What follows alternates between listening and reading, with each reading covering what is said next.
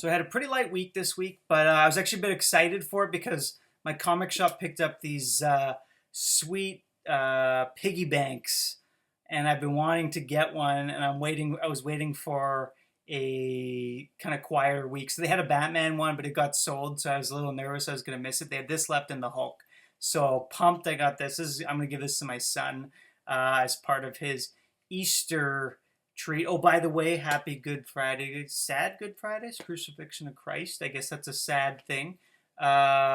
Spider-Man doesn't really line up with the crucifixion story that much. I admit I'm kind of getting to that corporate bullshit of messing with holidays. But man, this thing's awesome. So it was just an excuse to give it to him. Although I kind of want to keep it myself. Put it on my shelf there, but we'll see. He's only 2, so I don't know if he'll appreciate it. But yeah, I was pumped on that. But great books this week and really excited to talk to you guys. Batman Eternal, number 2. So I figured I had a lighter week, so I decided to pick this one up again. And continues to impress. We get a good look at sort of where all the different Bat family people are around the globe and around Gotham. We get their reaction to what's happened with the arrest of Gordon. So hopefully that means they're all going to be flooding towards the city and realize they got to be there.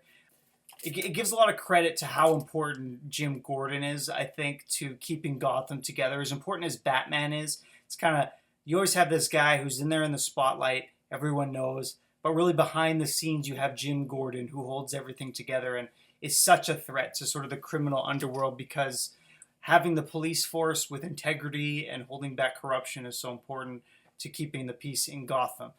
We get a look at who the villain is. I don't know if this is going to be the main villain of the whole series. They've set him up like he's a serious threat. I won't say who it is. And he's been behind some of these events which have led to the arrest of Gordon. And he seems to be scheming towards taking the city for his own. So the reveal's at the end.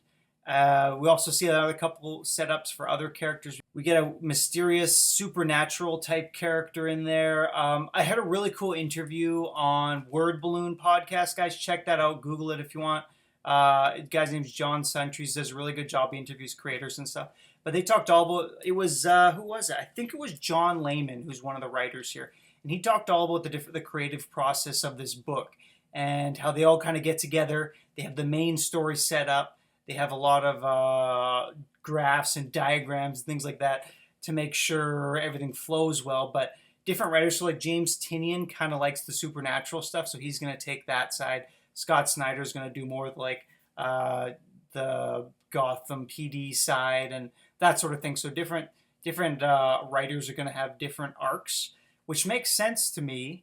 Where I guess he was saying that in like 52 and some of these other weekly titles, what they'll do is each writer will have like 3 or 5 pages or 5 pages of the story, which to me seems so discombobulated and awkward and just weird. So I think this system that they're doing will help the story flow a lot better. So guys, I'm impressed. I think I'm putting on my list. I think I'm going to be a Batman Eternal guy, at least for the first couple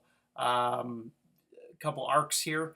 And I'm really looking forward to it because it's just been solid so far. Worth checking out. Batman number 30.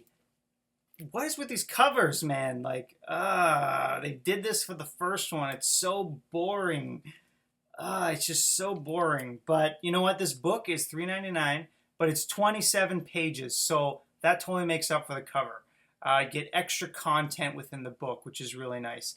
So, guys, I'm really into this right now. I really like where they're going with this. Basically, we have Riddler has taken over the city. We get Bruce Wayne, who's been knocked out for weeks, months. We don't really have a clear idea. Implies months even. The whole city's overgrown. It's like a post-apocalyptic Gotham City. And it is cool. And you got Jim Gordon, kind of like in The Dark Knight Rises. He's running around doing this guerrilla warfare type stuff, sneaking around town because so many people have given up the fight because the Riddler just has such a vice grip on everything that's going on in this city. And it's great. We have a great little exchange. They sneak some soldiers in to try to buy off the Riddler, and Batman has to show up and save the day as usual.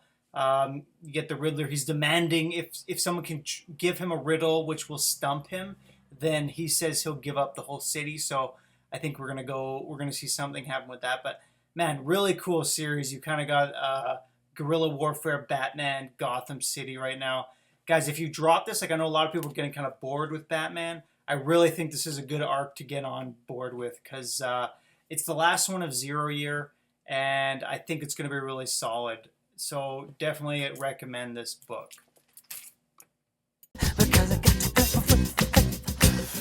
got to have faith, baby.